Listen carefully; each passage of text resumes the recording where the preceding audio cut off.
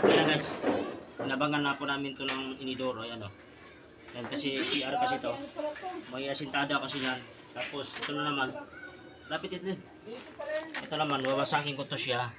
Para, ito na nga yung butas guys o. Yan, butas. Ano naman to, tubig drainage para sa shower. Ito para sa tae. Kailangan magbukod yun siya guys para hindi mangamoy ang drainage para sa shower. Ayan. Ito bukod-bukod yan. Ito na yan guys. Yan.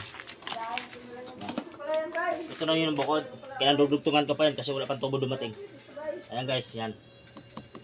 Ito yung tae, ito yung tubig para shower. Binubukod ko para walang amoy sisingaw.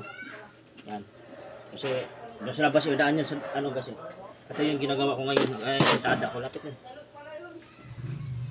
Dito.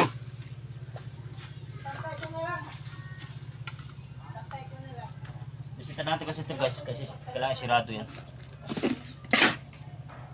Okay na, siguro.